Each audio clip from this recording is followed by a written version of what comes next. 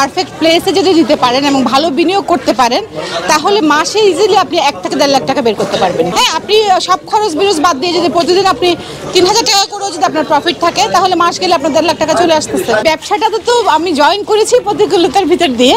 তখন কোভিডের সময়, তখন তো সব কিছুই বন্ধ ছিল, সবার কাজকর্ম বন্ধ, সবাই তো বাসায় বসা।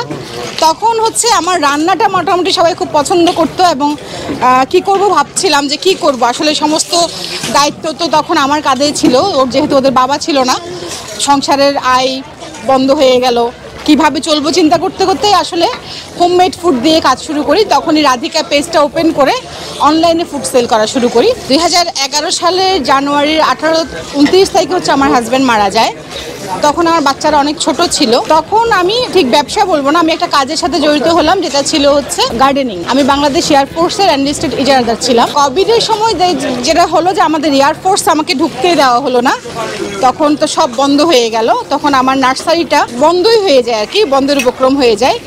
তখন আমি এই রান্নার প্রফেশনে আসি। আমার রাধিকাটা তখনই জন্ম।